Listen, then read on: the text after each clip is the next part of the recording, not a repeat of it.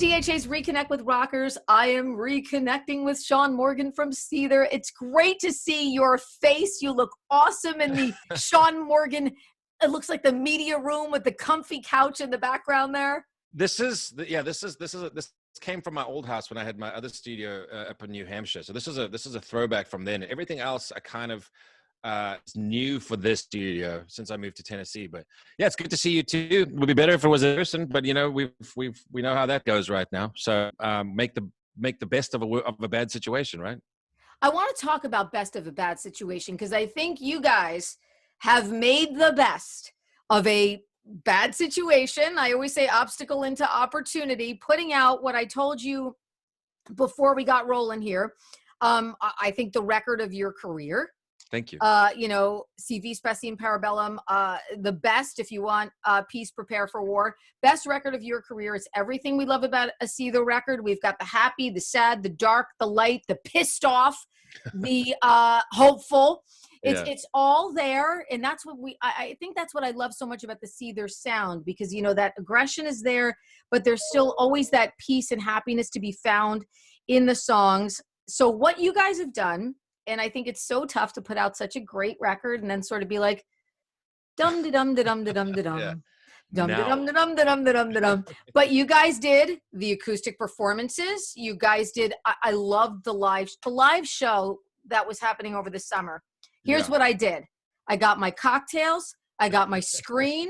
It was a beautiful day here in New Jersey that day. I went outside. I sat there, I was watching, you know, I watched some of the chat going on for a small period of time, you know, and then I shut the chat off because I want to enjoy. But the fans just needed it so much. Everybody loved it so much. So you guys have taken some of the obstacle and turned it into opportunity, figuring out new ways to reconnect with the fans.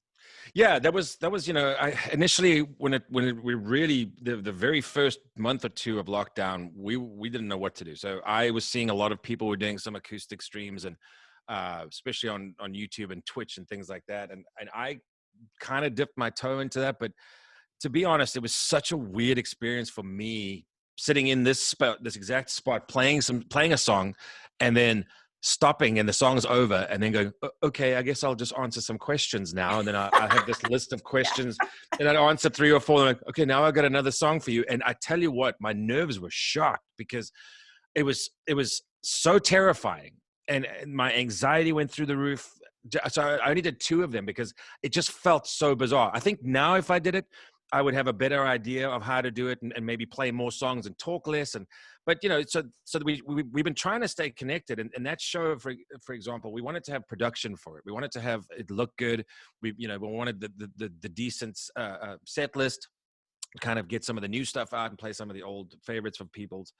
And then the opportunities or the ideas kind of dried up, it seemed. So the team we were working with, as far as our management were going, they weren't really doing very much. So we've actually now, since then, we've let them go and we found new management, and there's a whole new breath of fresh air in this camp, and everyone's really excited, really enthusiastic. So what we're looking to do now is to all those missed opportunities that we lost in 2020 and all the negativity, we're trying to turn this year into something far more productive than any other year we've done it. And how that looks, we don't know yet, but we've got a lot of great ideas. You know, we're going to maybe do more streams, do more, you know, ask me anythings or Q&As, but to sort of really engage with fans and keep them engaged and keep them part of this experience with us. You know what I mean? It's been, like you said, we put out that album and I'm really, really proud of it. And it was an experiment because it's streaming really well, which is, I think, partly because of lockdown and partly because it's new and it's, you know, and it's fans, but is it doing any better or any worse because we're not touring? I don't know, because we've never experienced something like this, right? So there's nothing to say, well, here's A, here's B, what do they look like? I guess we could compare it to previous releases while we were touring, but it's just, this has been so unprecedented. So we've been trying. I mean, honestly, mental health was a big thing for me, and it has been my whole life. But certainly in 2020, it took a big hit, and I only ever speak from my experience, not because I think mine is more important than anybody else's, but just to say that this is what I went through. There was a couple real low points, and I had to make some very important decisions for myself to sort of turn a corner and rediscover, you know, what my drive was, what my passion was, because I was told by the people that run the planet that I'm not important and I'm not essential and I don't matter, right? So it's kind of like, okay, cool. So you're being told that Mm. passive aggressive sort of insinuation that you don't really mean anything in the grand scheme of the ant hive, right? Or the anthill beehive. God, it's been one of those days. But it's you know, you don't know where you fit in this beehive, but you certainly are not one of the most important ones. And that's kind of been a thing that I've been wrestling with. And Hmm. it was an interesting thing too, because so much of my life is invested in this. And there's beyond that, there's my family, but this is my business. This is my you know, my everything as far as how I live my life. And I didn't realize how much I missed the experience of a live show until Christmas time. My mother-in-law gave me this vest that you're supposed to play video games with, and it's called a haptic feedback vest. So what it has, it's got all these little machines in it, and these little things. And if you get shot in the game, for example, you feel the shots, right? So you feel it all over your body, or you feel an engine vibrate because it's in your body, and this thing reacts. So I put in. I plugged it into my phone and I put on my headphones and I cranked them real loud, and I started playing I think Dead and Done from our new album. Mm-hmm. And man, it was like I broke down emotionally, because it was that feeling that you get when you play. It was that it's loud, but you feel that boom in your chest. You feel the drums, you feel the bass, you know, all that stuff that we've been missing for so long. And it was such a powerful moment that I mean, it drove me deeper into the darkness in a sense, right? Because I was like, this is never coming back. Oh my God, this is well, not coming back next week. It's not coming back next month. Who knows if it's coming back next year? So, but I do miss that a lot. But I need to understand that at some point we will get that again. But how else can we entertain our fans as right now? Because let's be pessimists and say, at worst case scenario is 2021 is no tour, but 2022 absolutely. Because seriously, another year of this, we should all rise up with pitchforks and you know what I mean? Because at some point we need to take back our lives, I think. But so let's be you know, worst case scenario kind of advocates here and say that's going to happen. There's no touring. Well, then how else can we engage? And that's the conversation we've been having as the band and the manager, the new management, and even the label and the agents. Is how can we keep making content for people that'll again keep them engaged? And that's been something. It's not an easy question to answer, because it's, you know, it's, again, they've never seen anything like this, where you basically are stuck in your home studios or your garage or whatever it may be, and you're trying to. And the other thing that's an obstacle for us is we all live so far apart as band members. We don't live near each other, so Yeah. we live in different parts of the country. So to get everybody here is, you know, John has to fly, Dale and Corey can drive, so it's not too bad. And then then what usually happens is we'll get somebody, like when we shot the video for Bruised and Bloodied, it was the first time we'd actually played together, let's say, since August. So it was, but we were thrashing around like kids, you know, at a house party in that video, because we had missed that experience so much. Yeah, I was going to ask you about that. I could see when I watched the video, the joy, and I'm like, this is not joy that's like acting joy. No. Like, this is joy that's pure joy of these guys not being together, not being in the same room for a really long time, not playing together, not working together. So you can feel that energy and that joy in that video. There's no question about that. Well, and it's also good to have your friends. You know, you don't see them often enough, and you know, a couple of us aren't the best with phones. So, you know, Corey and I will text a lot, Dale and I a little bit less, and Johnny and I a little bit less than that. So it's kind of, you know, it's a good way to reconnect, like the theme of this show basically is to reconnect with these guys and have them. We're all sitting on the same couch watching a fight together, or we're cooking dinner. We're all having dinner together. Those kinds of experiences, because we've spent so much of our adult lives in each other's pockets. You know what I mean? It's like these guys are my wives, or my. You know, I've got this harem of husbands that I don't see right now. They're your mistresses. They are your mistresses, literally. Literally. Because I've spent well over 20 years with Dale, about 17 or 18 years with Johnny, and I've known Corey for 15 or 16 years. So it's these guys that have been a big part of my life in many ways. And especially when you really need those kinds of relationships to be very strong, and you'd like for them. God, I wish we all lived in the same neighborhood so we could have barbecued every weekend together and kept that sort of that bond going. Because thankfully, it's still a strong bond, and we're going strong, and we're all really we get on real well. We've never argued or fought. So even with all of this sort of adversity, we've kind of managed to hold on to that brotherhood that we have, and it's been tough to try. Sometimes you see a guy, you give him a hug, you're like, holy cow, that's what you feel like. You know what I mean? Yeah. It's like, Yeah, no, this absolutely. is a thing. There is that feeling of such difference and such isolation. And I think the point that you made when you said, I felt like I was told I didn't matter. I think so many people can really relate to that. Yeah. Because everybody's felt that. There's not been anyone, and artists that I've had on this feature too. You're not the first person to tell me that, and everybody has felt that sense of isolation. But a brilliant thing that you guys did too, which I think was so important for the fans. I love the Dangerous Fan video. And I saw, and you know what I love the most? Looking at the comments from the fans that were like, there I am, 2 minutes and 25 seconds in. Oh my God, Yeah. get to 4 minutes and 5 seconds in. Oh, guys, thanks for including Yeah. me. And then to see the credits, at the end, Yeah. that was a brilliant thing to do. And it gave everybody that feeling of being even more connected to you guys. Was that your idea? Who thought of that? I'm not smart enough to make those kinds of suggestions. No, I think it was from our PR company and our label, and they've come up with so many great ideas as we continue to trundle through this time period of our lives. That's the people that are tasked with finding interesting ways to do the promotion stuff. Those are the smart people. We're the grunts. We're the guys that get in the in the trenches and fight the war. But yeah, when they said that to us, I thought that was a great idea, and I honestly I thought not many people would be into it, wouldn't really respond. Oh, But it was so good. we had hundreds I've and watched it a hundreds. million times and I still want to watch it and the faces on everybody when they're playing and, they Yeah, feel like they're in Seether, like yeah, they're feeling like they're in the band. And I think it's a connection that you make with people and yeah, you're right. You're giving them confidence. You're giving them their passion feeling. They're disappearing from the fatigue of life for that 4 minute window of time. And it was just amazing. And I just, whenever I watch it, I go, this is rock and roll. And this is what the community, rock and roll. And I think for all of us, whether it's radio and you guys, because look, you guys are a radio band, 16 number ones at rock radio, dude. I mean, you're a radio band.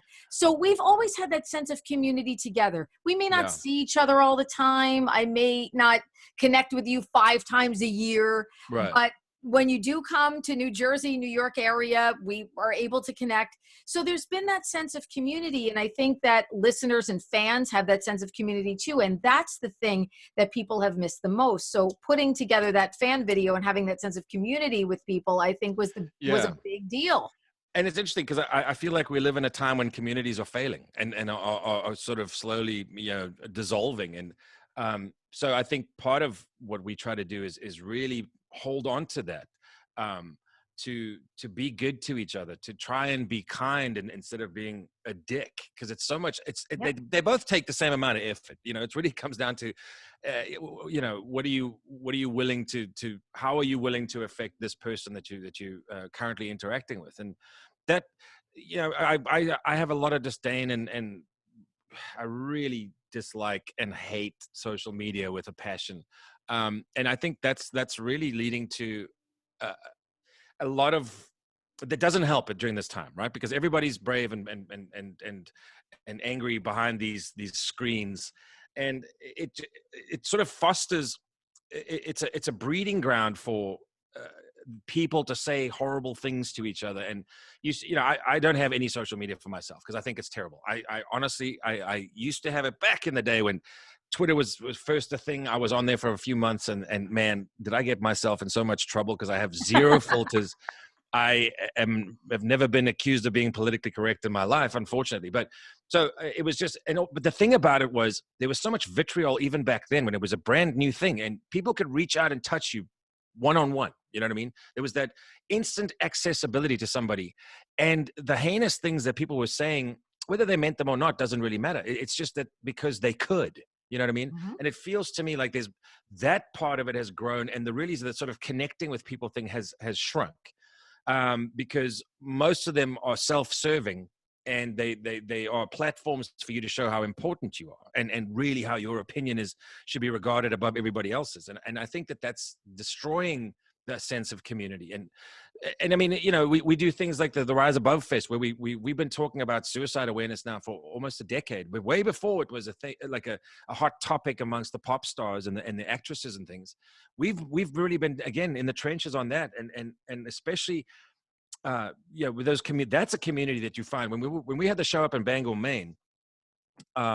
People were traveling from sometimes around the world to be there. And then what happened was there was some sort of sleight of hand, and it was, the rug was ripped out from underneath our feet, basically, is what happened. And there was an attempt for the festival to continue without our participation. Hmm. And you know what happened? Nobody showed up because they knew we weren't there. They knew we were not involved. They knew we were not the ones putting our heart and soul and our real passion into that cause. Save was still there, and I still love Dr. Dan, and we still work with Save. But he went up there and he said, man, there was like 3,000 people, whereas when we were putting it on, there was 15,000 people. Oh yeah. So Yeah, big deal. people understand when something's genuine, at least still. And it was sad to me that it all crumbled up there like it did. But that means we can regrow it, and we can give it a rebirth down here, either in Tennessee or maybe in Florida or somewhere. And we'll be back stronger than we were before. And again, that was all about community, all about having conversations. And you know, when somebody says something that alarms you, they're not always just doing it for attention, but sometimes they are doing it for attention, for the right kind of attention. You know what I mean? They're reaching out, and nobody knows how to, because as kids, we aren't taught how to speak about, well, certainly the way I was raised, and for the most part, maybe my generation, because it was kind of around that tough love era, which I think screwed a lot of people up. But yeah, my dad wasn't very good at emotion, and didn't really say he loved me until I think my brother died. So that's telling you something. I was 28 at the time. It wasn't that I didn't know that he loved me. It was just that he didn't ever say it until then.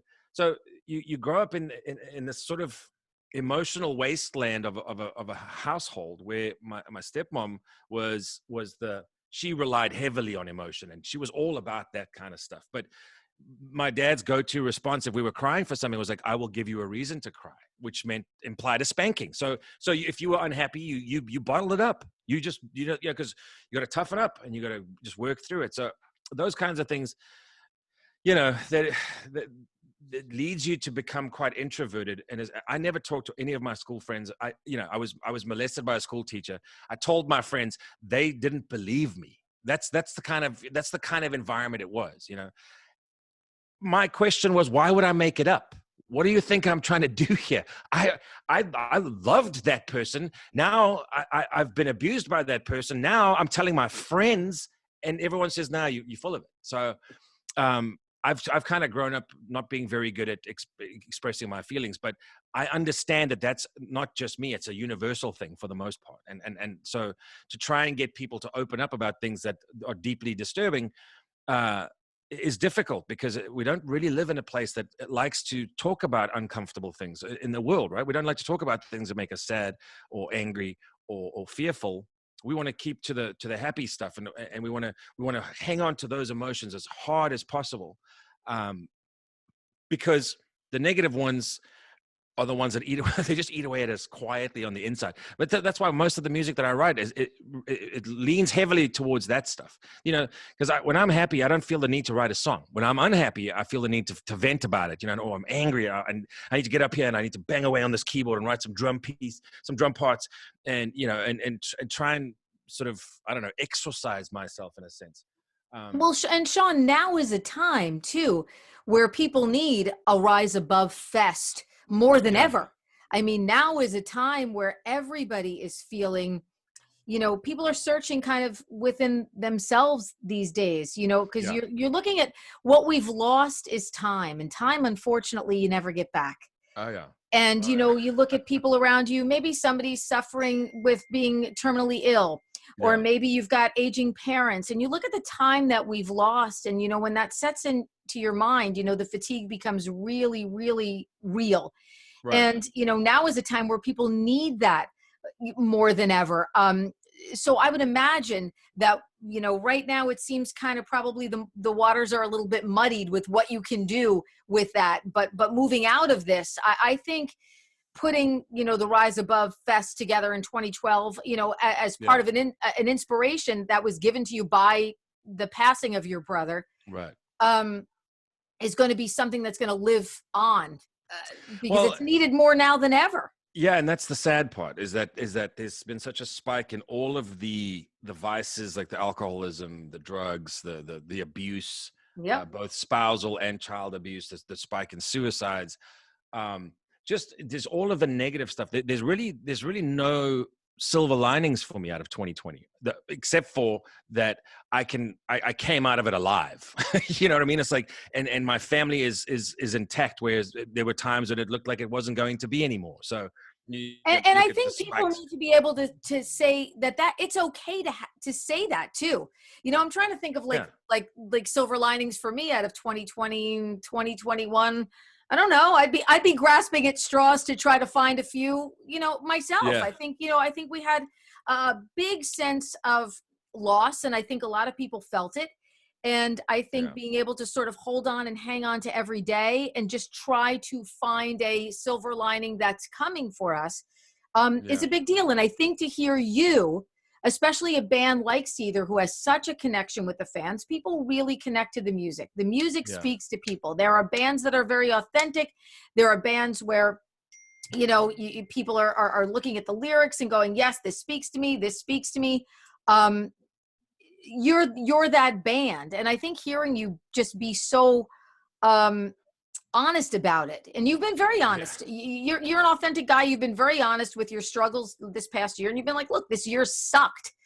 It hasn't been the year that I've wanted. And I think people respect that, rather than, we did this and we did this. I don't know. I haven't even had a damn haircut. So I miss the hair. I didn't realize how much that I liked going to get a haircut. But now I'm just like, damn, I want a haircut, man. I just want a hair. I just want a haircut. Yeah. It's like, I was never really much of certainly when I get home from the road and I'm back with the family, I don't really like to leave the house much, because I'm not much of a sociable person outside of the touring life, because I there's so much emotional energy that you give to people, right? And then when you come home, there's those two people that need it more than anybody else. So I give as much of my emotional energy as I can to them. But the little things like going out to have dinner or going out to have lunch at a restaurant, that we did it a couple of weeks back, and it now felt alien. It felt completely bizarre, because when I walk into this establishment, I have to, at 6'1", the virus is up here. Then when I sit down, it's a free for all.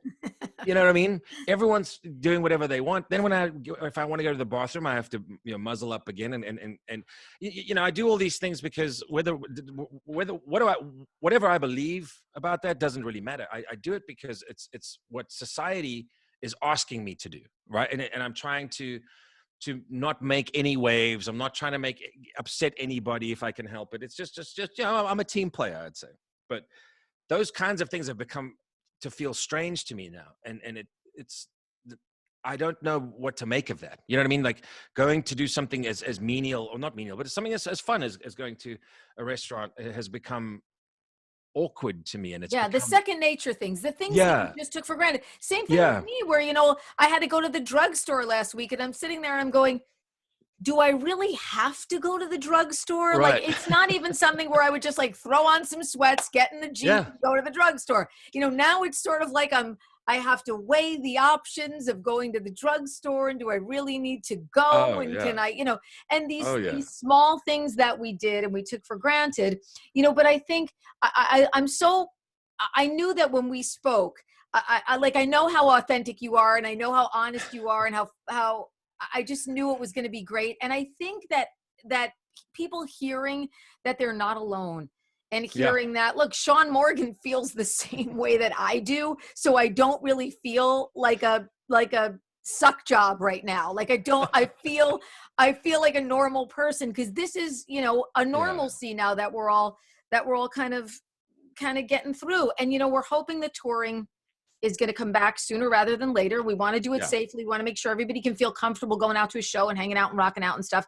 But we do hear that, you know, maybe fall, maybe end of year. So we're crossing our fingers that maybe DHA and Seether will be teaming up to do something in the future. So I'm really Absolutely. looking forward to that, and hoping for that. And I want everybody to know, if you have not checked out, if you have not downloaded, or however you get your music these days, ordered, you know, Seether's latest, it is just a dynamite piece of music. It's Thank you. everything we love about the band. I've said this to other bands that I've had on that have done such great work, like say the Pretty Reckless, and I've had Taylor Mhm. Momsen on this feature a couple times. We love Taylor. And in the beginning, she told me, we put out such a great record, and I don't know if it's ever going to see the light of day, you know, and bands felt that way. You know, this is a stumbling block, you know, because we haven't done things the way that we Yeah. normally do, but it certainly does not take Well, away from making an amazing piece of music. well, And thank you. you guys sure have. I appreciate that. Thank you. Look, there was a lot of question about the release and whether it was going to come out or not. You know what I mean? Because we finished mastering in February, and then there was a tentative May date, then there was a June, then it was July, and then it was August. And um, what's great about the music is that it's always going to be there. Whether or not we've toured it now, we'll certainly tour it in the future. It won't be a tour that's this album centric. It won't have artwork for this album on the stage. It won't necessarily have the spotlight all on the new album. There might be another album by the time we get back out there at this point. But it's the great part is it's always there to go and listen to, you know, and it's and through radio stations playing our songs and letting people know, and through all of the different, you know, as much as I hate them, the social medias, you can get the word out, and then people have, it's always going to be there. That's the great part. It's now part of history, I guess. So it's the same way that I can go listen to something from the 90s. It's at a touch of I just pull up my phone, hit whatever band I'm looking for, and I'm good to go. So I kind of understand where she's coming from with it. Will it ever see the light of day thing? But I think it did. And I think in some ways, the albums that came out last year feel somewhat more important in a way, because they were filling a void. Yes, Right. they're intimate. They feel very intimate. Yeah. I feel like there's an intimacy with some of the music that was released. Yeah. Whether it's a new Pretty Reckless, I felt that way with the Seven Dust. I felt that way with you Yeah. guys. There was an intimacy about these records. We needed them more than ever, and we sort of felt them. More than ever. And Yeah. I completely agree with you. I mean, I had burned through all of my favorite bands' greatest hits albums, whatever. I was at a point where I was like, man, I need to either discover a new genre or get into, you know, develop a taste for something else. But okay, wait. I rediscovered the band of my youth, like my parents' youth. Yeah. I rediscovered. You ready? Yeah. I got so back into the Bee Gees after seeing the HBO special. I bought a Bee Gees shirt. So I have awesome. I've got my Volbeat shirt on now. I have my Bee Gees shirt on. Back when I was literally like rediscovering and discovering all kinds of stuff, music of my youth. You know, all the, you know, Andy Gibbs and the Gibb brothers. And I was like, oh my God, you know, because literally music was my savior this year. And all I did was listen to music just constantly. And it got me through, you know, got me through everything. I had a similar thing. I kind of revisited my angsty teenage years when I was super artsy and creative. And I was listening to stuff like Captain Beefheart, Frank Zappa, all the real crazy stuff that back then. Look, did I ever love that stuff? No, but my artsy friend said we had to like it, so I would be like, you were doing the mothers of invention during the pandemic. I love it. I love it. Trout Mask Replica is if you listen to it, it's I mean it's a bunch of really strange geniuses, I guess, but you know.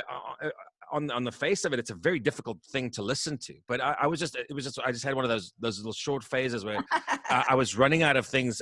So I was like, well, let me go back to when I was that kid with like the hair that swooped right over the eye. And you had a lot more time than if you were on a tour bus, you know, getting into Captain Beefheart, you know, so you could really concentrate on what you were listening to. I think, the tour bus life, that's a whole other thing. With there's it's almost like even the downtime doesn't feel like downtime. You know what I mean? It's like, Yeah. because you don't have, well, you have technically, you have your own small space next to other small spaces in a slightly less small space. And and you kind of have to coexist. And um for me, I know, see, Johnny is the kind of guy that will get in his bunk and just put on music, and he'll disappear for hours listening to, The rest of Kiss. the guys seem very like mellow, like they seem like easy hangs, like Yeah, they oh, yeah. seem like Johnny and Dale seem like they'd be really easy guys to sort of be in a band with and hang out with, because they seem like kind of Yeah. mellow dudes.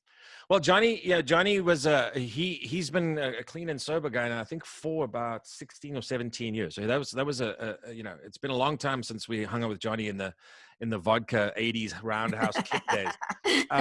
Dale, if you give him a nice scotch, he's pretty chill. And then, Corey's a funny guy. So I think also we've kind of, as they say with the toddlers these days, got our wiggles out. We basically did when we first came to the States, we embraced the whole lifestyle thoroughly and enthusiastically, and really kind of became, unfortunately, you follow that cliched path that other bands have taken before us and have since. And then you get to a point where something happens and you reach a milestone in your life and you go, okay, I don't want to do that anymore. I'm no longer this crazy, insane person. And I think for all of us in the band, we've all reached that place. Some of us at different times, but now I think, thank God, that we're all sort of You're all in the same symbiotically, spot. Yeah, I we're love all that. sort of in that place I where love that. none of us have any desire to finish a show and then go hit the local bar. You know what I mean? Right. We're all much rather get back in our PJs and go watch a TV show, or and that's something that I wish I'd learned a long time ago. But I'm glad that we've reached that point now, and that we've all kind of, because your priorities shift, and things that weren't even alive, like your kid, for example. But now she's alive, and she's this little beautiful little thing that likes to drive me crazy. But there's other things and other people to live for now. And I spent so many years not caring, especially after my brother died. There was a time when I was completely self-destructive after that, because it was like, what's there to live for, really? And I left a lot of broken hearts along the way, and mine included. But I think you get to a point, and like you say, they're all really easy to hang out with now. And I think that was because we've all literally got everything out of our system that there was to get out of our systems. And for some of us, that looked really bleak at times, and for others, we didn't ever get to that bad point. But to get to the place, this wonderful placid meadow that we're all in now with bunnies and butterflies, took us a while. But it does help when you're on a bus environment. The thing that I found is that, I've already said it, I really miss the guys. I really miss being, maybe not all the time, maybe not 24/7 in their faces, but small windows of having them around. Johnny's got a pretty infectious laugh. If whoever hears it starts laughing too, because it's you can't believe it's coming out of a human being. Corey's hilarious, Dale's hilarious. So once we hadn't seen each other in 6 months. A year is fine. A year, that's normally that's kind of normal. Then we got together, did the album. Then we didn't see each other for 6 months, 7 months, I think it was.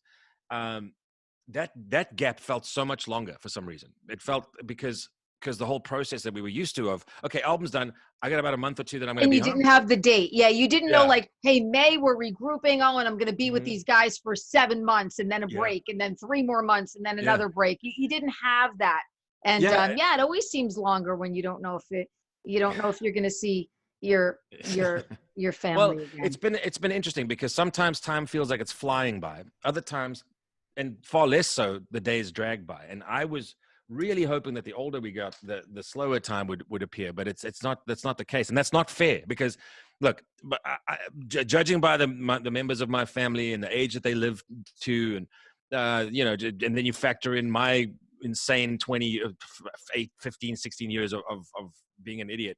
I'm 42 now, so I probably won't see 80. So I'm already in the second half of my life, right? So I would like for time to slow down a little if it could, because I've got a lot of living I still want to do. So there's still a lot of things I want to achieve, a lot of things I want to see in my life. We maybe have another kid, and but yeah, the time thing has been interesting because there'll be days when it just flies by, and it annoys me because it feels like I just woke up and now it's bedtime. Like, what happened to the day? And then I found those days were often the ones when I felt like crap from, drinking a handle of vodka the night before. So it's like, oh, that's why this day sucked and went by so fast. So, I'm not saying I'm in any way, perfect now. I still have wine and whatever, but I've quit hard liquor, I've quit drugs, I've quit all that stuff, and I'm just trying to. And the drugs I quit years ago, but thank God, because that was headed down a dark path quickly. But I just I allowed myself to fall into such a funk last year that it's in a way it's embarrassing. You know what I mean? I understand that I'm dealing with a lot of my own mental issues and things, but I still feel like I let myself down. I let my family down. So I'm trying to make up for that, and the only way I know how to do that is to be productive. So the album that's And out now. but I don't. You may feel like that, but I think your words are going to mean a lot to a lot of people, because I don't think you're the only person that feels like that. I think a lot Yeah, of people have felt like that, and it's not an uncommon thing. And I think when some people feel like yeah, I'm the only one and something is so uncommon, and then they hear that it's not that uncommon to feel like that. right. We've all felt like failures. I felt like a failure this year too. I'm like, I'm not doing this any good. I'm not doing this any good. I'm not doing this any good. Yeah, You just feel like you're immersed sort of in that. And I think when fans hear that, coming from yeah. you, I think it's going to be more helpful to people Well, than you hopefully, would yeah. ever know. I mean, yeah. I talk about this stuff again, not because I ever come from it from the angle of, oh, woe is me, but it's, if you ask a question, I want to give an honest answer, and I've never really been somebody, as much as we talked about how I was raised in a household that wasn't very good at expressing their emotions. I've never been somebody that doesn't tell the truth as far as the mental game stuff or anything really. I mean, there's certain things obviously that you keep, like your private life is private and such, but anything that involves somebody that's going to be listening to this, and they can hopefully gain something, you know, introspective from this, or something that they can take with them and maybe figure out a way to improve, even if it's just the next hour of their day. You know what I mean? It's I try to do that, and I try to do it by saying, look, this is my perspective. This is, and I mean, there were times when I came really, really close last year to offing myself, and like the really, the darkest places I found myself in. And I kind of got out through having my family, and God, they are far more understanding than they need to be. So there were times when I was not a very, very easy person. I don't think I'm in general. I think I'm pretty easygoing, but certainly when the depression is at full, full overdrive, it's very difficult to live around somebody like me, because it's not something that people can understand. Because the great lie that we have to dispel is that sadness and depression are the same thing.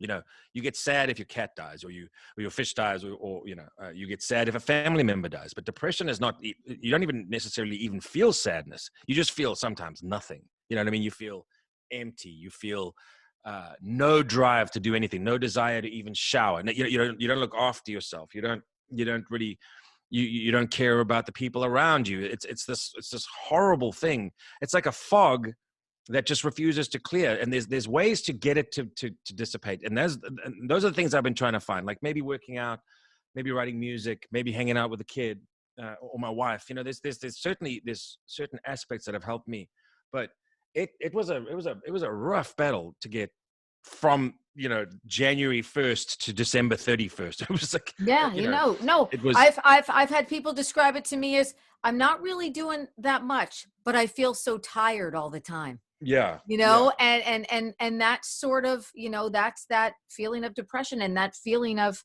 fatigue. And yeah, it's been such a common thing yeah.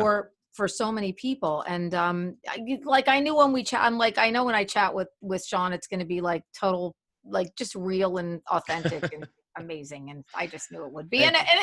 it was. And by the way, before I wrap and before I let you go, Bruised and Bloodied is the perfect Seether song. It's just a perfect Seether song. Thank you. You know, it's funny. I wasn't sure about it as a No, single. are you crazy? Yeah. It's perfection. It's No, well, it's everything that Seether is. Oh, I appreciate that because that's kind of what that song was. To me, it was like, okay, cool, this is a See the song. I was like, that's fine. We got to have it on the album. We got to have that one that sort of holds down the fan base and says, okay, cool, that's what they were looking for. But I really, for some part of me, when the label they came and said, look, we want to have Bruised and Bloody as a second single, and I was like, are you sure that's the best idea? I mean, I don't know. And I said, cool, if you guys believe in it that much, I'm on board. Let's do this. Let's do it, get the song on the air. And yeah, it's been amazing that the people have responded so well to it. It's almost every single time we put out a song, the reactions are unexpected to me because I've never ever gone to a point in my life where I've said, okay, this is going to be a hit. You know what I mean? Yeah, put that out. Let the money roll right in. And I know guys that have said that kind of stuff, and they really believe in themselves that much that everything they touch turns to gold. So for me, it's always a gamble, and I rely on my gut instinct. And on this one, I kind of let other people make that. And I said, fine. If you're all in agreement, and I'm the only guy sitting out the back here that's not in agreement, cool. I'll reserve my judgment, and we'll see how this plays out. And it's been great. So I'm glad I listened to our radio department and our management and the band and even fans. So it was a difficult thing to do, but I think I needed it as well, so I could almost have no responsibility if it failed. Like, oh, it wasn't my decision. You guys decided this. You know what I mean? Oh, I love it. Shaun, thank you so much. Thank you so much for your time. Thank it was you. awesome to see you. Next time I see you, and you're probably going to be like, wait, isn't that girl from Jersey with the big mouth that was very opinionated? I'm going to grab you. I'm going to do the bear hug on your frame with my 5'90" frame. Absolutely. And be like, hey, look, we spoke a while back about being able to do the big bear hug, but I can't wait to do that, my friend, and see you in person again. Yeah, And congratulations on a dynamite record. Thank you. Man, the live show, I'll be down front just being like, yeah. Well, thank you. I appreciate you having me. I always enjoy having a conversation that isn't like uninspired, and the person who's asking the questions doesn't really care to be there. And we've been there occasionally, so I do appreciate speaking. Thank to you. Well. I appreciate that. And of course, when we get back to Jersey, I'll take you up on that bear hug. Yay! Stay safe, my friend. Love you. Mwah! Giant smooches. DHA's Reconnect with Rockers is powered by Karis Lock Company, your full-service locksmith.